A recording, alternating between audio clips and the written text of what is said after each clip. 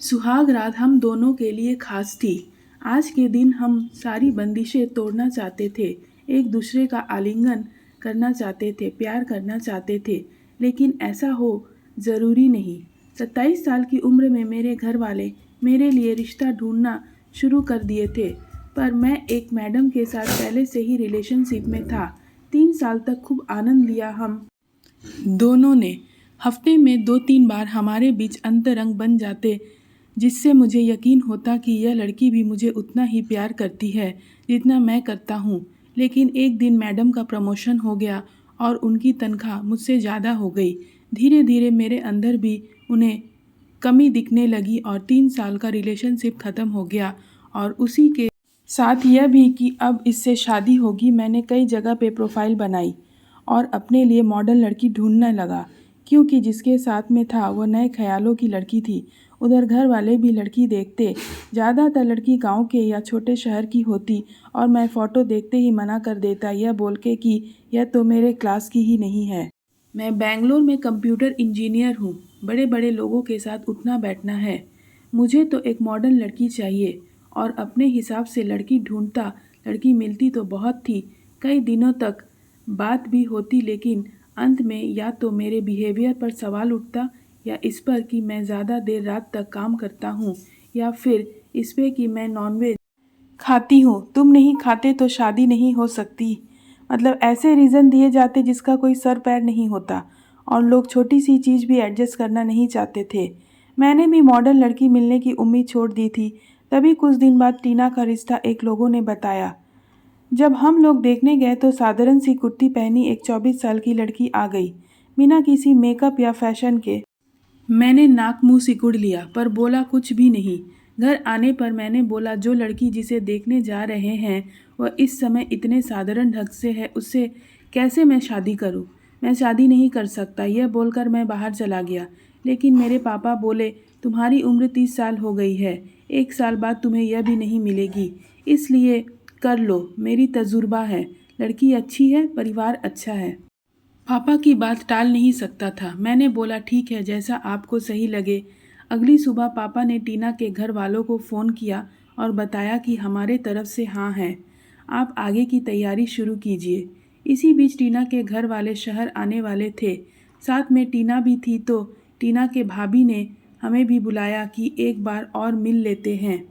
वहाँ गया तो भी टीना बिल्कुल साधारण ढंग से खड़ी थी, पर भाभी ने बात आगे बढ़ाते हुए बोला कि आप अपना नंबर दीजिए। मैंने नंबर दे दिया। 3-4 दिन बाद टीना की भाभी का फ़ोन आता है और वह मुझे टीना का नंबर देती है और बोलती है, जब सही लगे तो फ़ोन कीजिएगा। मैंने उसी रात टीना से बोल दिया कि देखो, मैं एक अच्छी सोसाइटी में रहता हूँ, इतने साधारण ढंग से मेरे साथ ज़्यादा दिन नहीं चल पाएगा। इतने में टीना ने बस यह जवाब दिया कि मैं कोशिश करूंगी। धीरे धीरे बात बढ़ने लगी और हम एक दूसरे की पसंद नापसंद को जानना शुरू कर दिए। आगे भविष्य में क्या करना है यह सब भी। अब टीना मुझे ठीक लगने लगी थी, लेकिन अभी भी मन में एक बात थी कि वह गांव की है। इस बार फिर मिलने का मन हुआ। टीना आई और इस बार वह थोड़ा मेकअप की थी, कपड़े टाइट पहनी थी। मेरे लिए उसका मेहनत साफ दिख रहा था। पहले जहाँ शहरी लड़कियाँ हर बात अपनी मनवाना चाहती थी, पहली बार किसी लड़की ने मेरी बात मान के अपने को बदलने की कोशिश की।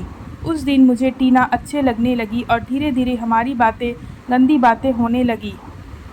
पर वह बार बार शर्मा। जैसे जैसे शादी की डेट नज़दीक आ रही थी, हम दोनों के अंदर की आग भी बढ़ती जा रही थी। हमारी शादी हुई, सब अच्छे से हुआ और अब बारी थी सुहाग रात की। हम दोनों बिस्तर पर बैठे हैं, थोड़ी देर बात होती है, हम लेटते हैं। टीना मेरा हाथ अपने हाथों से पकड़ती है, हम दोनों एक दूसरे के चुंबन में खो जाते हैं। बस इसके बाद क्या हुआ मुझे कुछ नहीं पता। मैं सुबह 7 बजे उठता हूँ, देखता हूँ तो मेरे सुहाग रात वाले कमरे में पूरा घर बैठा था। टीना का हाथ मेरे सर पर था, जो लगातार मेरे सर को सहलाए जा रही थी। मुझे थोड़ा भी नहीं पता कि क्या हुआ था। जब होश आया तो लोग डॉक्टर के यहाँ जाने की बात कर रहे थे। गाड़ी बुलाई गई थी। तभी मेरे दोस्त ने बोला कि रात में मुझे अचानक से मिर्गी का दौरा पड़ गया था, तुम्हें कुछ याद नहीं है? मैंने बोला, हाँ मुझे कुछ याद नहीं। उसने बोला कि टीना सारी रात तुम्हारे सर को तो कभी पैर को सहला रही। तुरंत तुम्हारी माँ को बताया और जब तक तुम्हें होश नहीं आया तब तक तुम्हारे सिरहाने बैठी रही। मुझे यह सब सुनने के लिए अपने लिए बहुत बुरा लग रहा था कि मुझे कैसे अचानक यह हो गया, लेकिन उससे ज़्यादा टीना के लिए लग रहा था कि हमारी पहली रात थी और ऐसी बीती जिसके लिए हम दोनों ने कितनी तैयारी की थी। फिर डॉक्टर के यहाँ गया तो पता चला अधिक स्ट्रेस लेने और खाना पीना ठीक ना होने की वजह से मेरे दिमाग का एक नस सूख रहा है, जिसकी दवा देकर ठीक किया जा सकता है। घर आके मैंने यह बात सबको बताई पर टीना से नज़र नहीं मिला पा रहा था, सिर्फ यह सोच के कि क्या सोचेगी। उसे लगेगा कि हमने बीमारी छिपा के शादी की है, लेकिन टीना ने एक भी बार इसका जिक्र नहीं किया। उल्टा जब मेरे पास होती तो मजाक करती और माहौल को हल्का करने की कोशिश करती। बहुत हिम्मत के बाद मैंने बोला कि तुम ऐसा मत सोचना कि मैंने कोई बीमारी छिपा के शादी की है।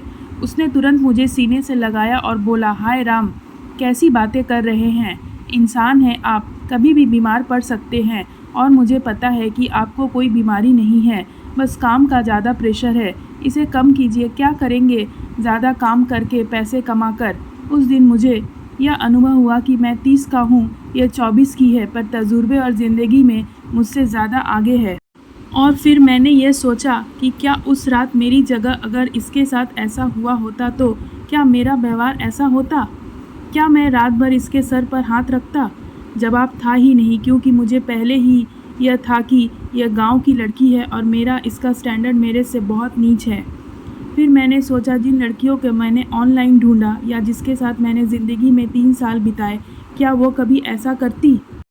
जवाब था ही नहीं, कभी नहीं करती। उस दिन मुझे यह लगा कि भगवान आपके लिए सबसे अच्छा लाइफ पार्टनर चुन के भेजता है और ऐसी स्थिति खड़ा करता है कि ना चाहते हुए भी आपको उससे प्यार हो जाए।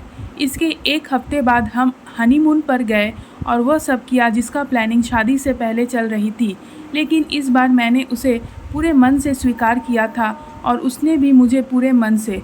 तो प्रेम करने का आनंद 10 गुना था। मेरी कहानी अच्छी लगी हो तो एक लाइक करें, अपना प्यार दिखाएं और कैसा लगा ज़रूर बताएं। अगर आप मेरे चैनल पर नए हैं तो आपका स्वागत है और सब्सक्राइब करना आप ना भूलें। अच्छी कहानी सुनने के लिए आप मेरे साथ बने रहें। धन्यवाद।